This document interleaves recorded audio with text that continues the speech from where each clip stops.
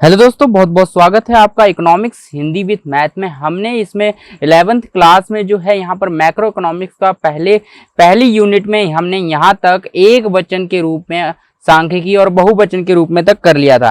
तो चलिए अब हम आगे बढ़ते हैं और इसको कंटिन्यू करते हैं सीरीज को और देखते हैं आगे इस यूनिट में क्या क्या है। तो चलिए यहाँ पर ये क्विक रिविजन सीरीज चल रही है क्लास 11th 12th के लिए, इकोनॉमिक्स सब्जेक्ट में हिंदी मीडियम में है, तो इसे पूरा देखिए। तो चलिए देखते हैं आगे। तो पहले बात करते हैं सांख्यिकी के आंकड़े की बारे में। ठीक है, यहाँ पर हमने क्या देखा है, सांख्यिकी के आंकड़े। यानी सांख्यिकी के आंकड़े क्या होते हैं, दो प्रकार के होते हैं। परिमाणात्मक होते हैं पहले, और दूसरे होते हैं गुणात्मक आंकड़े। यानी पहले होते हैं परिमाणात्मक आंकड़े और दूसरे होते हैं गुणात्मक आंकड़े। और जैसे कि परिमाणात्मक आंकड़े का मतलब हो गया जैसे छात्रों के अंक हो गए, उसके बाद व्यक्तियों की ऊंचाइयां हो गई, उसके बाद सुंदरता हो गई। गुणात्मक में आ जाएगा सुंदरता, ईमानदारी, ये सारी चीजें जो हैं इनके आंकड़े अगर आप देखेंगे तो ये गुणात्मक आंकड़े के अंतर्गत आते हैं, जैसे कि सुंदरता और ईमानदारी। ठीक है, और परिमाणात्मक आंकड़े के अंतर्गत जो आते हैं उन्हें छात्रों के अंक जैसे आ गए, व्यक्तियों की ऊंचाइयां, ये सभी जो है इसमें आते हैं यहाँ पर परिमाणात्मक आंकड़ों में। चलिए आगे देखते हैं यहाँ पर सांख्यिकी के कार्य क्या होते हैं। सांख्यिकी के कार्य क्या होते हैं हमने यहाँ पर अभी देखिए, यहाँ तक हमने काफी सारे पॉइंट डिस्कस किए थे यहाँ पिछली वीडियो में। अगर आपने पिछली वीडियो नहीं देखी तो वो जरूर देख लें, क्योंकि वो वीडियो काफी इंपॉर्टेंट है, बहुत महत्वपूर्ण है, तो उसे देख लें, क्योंकि यहाँ पर मैंने बहुत सारी चीजें करा रखी हैं। ठीक है, तो यहाँ पर देखिए सांख्यिकी दो वचन के रूप में बता रखा है किस तरह से, तो सारी चीजें बता रखी हैं। तो चलिए यहाँ पर अब देखते हैं सांख्यिकी के कार्य। सांख्यिकी का कार्य क्या होता है। ठीक है, तो सांख्यिकी का कार्य होता है जटिल तथ्यों को सरल बनाना। ठीक है, जटिल तथ्यों को सरल करना होता है सांख्यिकी का काम। सांख्यिकी क्या करती है, जटिल तथ्यों को सरल बनाती है। उसके बाद तथ्यों को निश्चित रूप से प्रस्तुत करना, यानी पहले जटिल तथ्य जो होते हैं, यानी जटिल आंकड़े होते हैं जो कि एक दूसरे से मिलते नहीं, या फिर बहुत सारे जटिल आंकड़े होते हैं, ठीक है, जिनका रिकॉर्ड रखना काफी मुश्किल हो जाता है। तो यहाँ पर सांख्यिकी क्या करती है, जटिल आंकड़ों को सरल बनाती है। उसके बाद उन्हें जो है तथ्यों को निश्चित रूप से प्रस्तुत करती है। पहले उनको जैसे सरल रूप में लाएगी, पहले यानी जटिल आंकड़ों को सरल बनाएगी, उसके बाद उन्हें निश्चित रूप से जो है प्रस्तुत करेगी। प्रस्तुत करने के बाद नीति निर्माण में सहायता करना।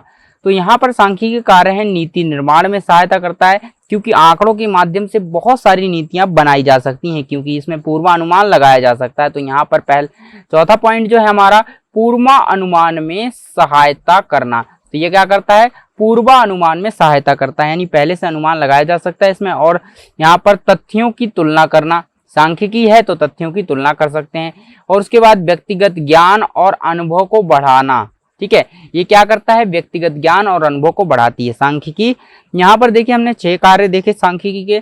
पहला कार्य जो है यहाँ पर देखिए, ये जो मैं क्विक रिवीजन करवा रहा हूँ ये शॉर्ट में है, अगर आप बुक में जाएंगे तो आपको ये पूरा डिटेल में मिलेगा। ठीक है, मैंने ये सारी चीजें आपको करा रखी हैं डिटेल में, तो इस चैप्टर्स की जो है वीडियो आप देख सकते हैं, वहां पर आपको एक एक पॉइंट के बारे में डिटेल में एक्सप्लेनेशन मिल जाएगा। ये हमारी क्विक रिवीजन सीरीज चल रही है, तो इसमें हम जो है क्विक रिवीजन कर रहे हैं ताकि आपको जो है पुराना याद आ जाए। ठीक है, और आप जो है उसे कर पाएं। ठीक है, तो चलिए यहाँ पर शुरू करते हैं, देखते हैं यहाँ पर पहला क्या है। यहाँ पर हमने क्या देखा, सांख्यिकी की बात कर रहे हैं। सांख्यिकी के कार्य क्या होते हैं, सांख्यिकी कार्य होते हैं जटिल तथ्यों को सरल बनाना, ये सरल बना देती है। जटिल आंकड़े होते हैं जो उन्हें सरल बना देती है। उसके बाद तथ्यों को निश्चित रूप से प्रस्तुत करना, पहले तथ्यों को सरल बनाना, उसके बाद तथ्यों को जो है निश्चित रूप से, यहाँ पर निश्चित रूप से प्रस्तुत करना होता है। उसके बाद यहाँ पर नीति निर्माण में सहायता करना, नीति के निर्माण में सहायता करना। ठीक है, उसके बाद पूर्वानुमान में सहायता करना, यानी पहले से अनुमान लगाना, उसमें सहायता करती है। तथ्यों की तुलना करने में सहायता करती है। उसके बाद व्यक्तिगत ज्ञान और अनुभव को बढ़ाती है। ठीक है, ये 6 पॉइंट थे जो आपको याद रखने हैं, क्योंकि ये जो है काफी इंपॉर्टेंट क्वेश्चन बनता है इससे, कि यहाँ पर सांख्यिकी के कार्य का वर्णन कीजिए या कार्य को लिखिए। चलो अब देखते हैं, चलिए अर्थशास्त्र में यानी सांख्यिकी का महत्व समझते हैं। अर्थशास्त्र में सांख्यिकी का महत्व क्या होता है। ठीक है, चलिए अर्थशास्त्र में सांख्यिकी का महत्व क्या होता है इसे देख लेते हैं। तो पहला पॉइंट क्या है, अर्थशास्त्र में प्रत्येक शाखा यहाँ पर देखिए अर्थशास्त्र में जो होती है, प्रत्येक शाखा अपने विभिन्न आर्थिक सिद्धांतों को सिद्ध करने के लिए सांख्यिकी की सहायता यानी सांख्यिकी की सहायता लेती है। मतलब कि अर्थशास्त्र में प्रत्येक शाखाएं होती हैं, अर्थशास्त्र में बहुत सारी शाखाएं होती हैं, ठीक है। तो वो शाखाएं क्या करती हैं, अर्थशास्त्र में प्रत्येक शाखा अपनी विभिन्न आर्थिक सिद्धांतों को सिद्ध करने के लिए, ठीक है, आर्थिक सिद्धांतों को यहाँ पर सिद्ध करने के लिए सांख्यिकी से सहायता लेती हैं। सांख्यिकी की सहायता के द्वारा जो है आर्थिक सिद्धांतों को सिद्ध किया जाता है। उसके बाद आर्थिक समस्याओं को समझने और हल करने में सहायता करता है, ठीक है। तो ये आर्थिक समस्याओं को समझने और यहाँ पर समझने और हल करने में सहायता करता है, ठीक है। उसके बाद देखिए बाजार संरचनाओं का अध्ययन करने में सहायता करता है, यानी बाजार की कैसी संरचना है उसका हम अध्ययन कर सकते हैं। उसके बाद गणितीय संबंध स्थापित करने में सहायता करता है,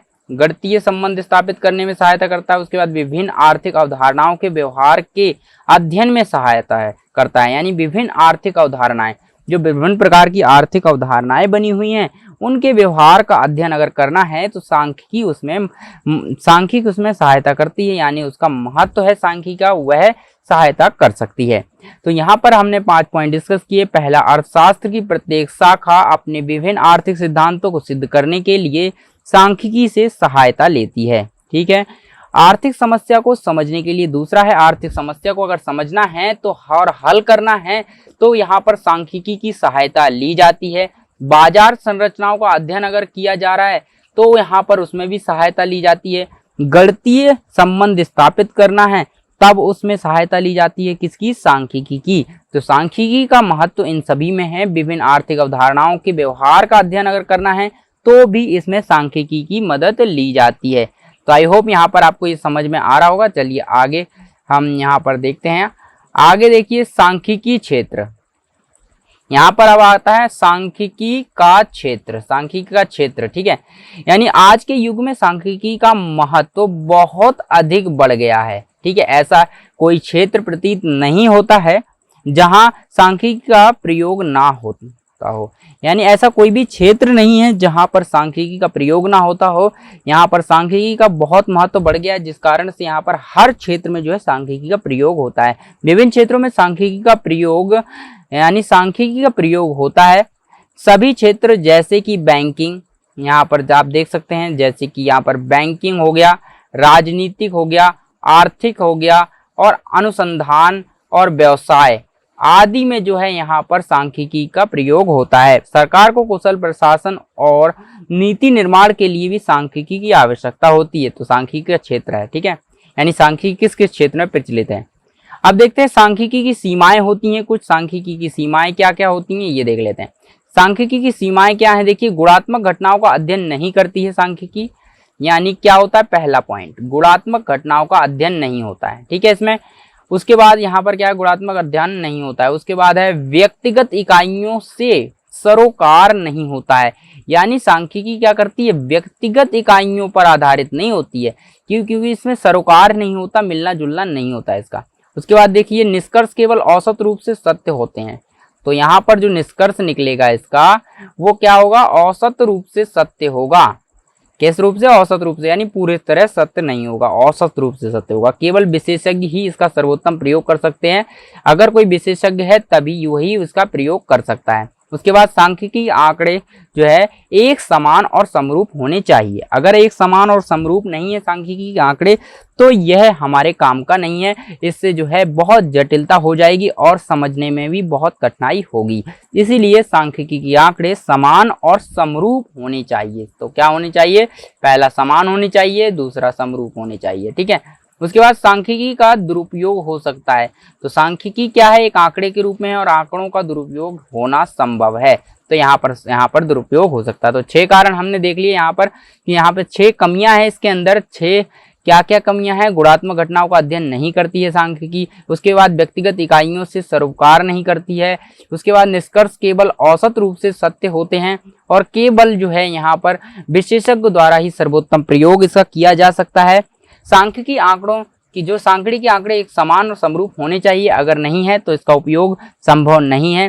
सांख्यिकी का दुरुपयोग भी हो सकता है। तो ये इसकी कुछ सीमाएं हैं जो आप याद रख सकते हैं। तो अगली वीडियो हम देखिए, यहाँ पर हम पढ़ेंगे प्रश्नावली के क्वेश्चन आंसर करेंगे, 1 अंक वाले प्रश्न पढ़ेंगे और आगे हम इस चैप्टर को कंटिन्यू करेंगे, इस सीरीज को कंटिन्यू करेंगे और इसमें आप रिवीजन करते रहिए और चैनल के साथ जुड़े रहिए। और अगर आप चैनल पर पहली बार आए हैं तो सब्सक्राइब जरूर कर लें, क्योंकि इस चैनल पर आपको जो इकोनॉमिक्स का क्लास 11th और 12th का यहाँ पर हिंदी मीडियम में अर्थशास्त्र का पूरा सिलेबस मिल जाएगा। ठीक है, फ्री ऑफ कॉस्ट मिल जाएगा। आपको कुछ भी नहीं करना है, यहाँ पर बस आपको चैनल सब्सक्राइब करना है और बेल आइकन दबाना है। और साथ ही अगर आप दोस्तों की मदद करना चाहते हैं तो आप यह वीडियो को शेयर कर सकते हैं, अपने दोस्तों को शेयर कर सकते हैं, ताकि वो भी अच्छे से अपनी प्रिपरेशन कर सकें। तो चलिए फिर मिलते हैं एक नई वीडियो में एक नए टॉपिक के साथ।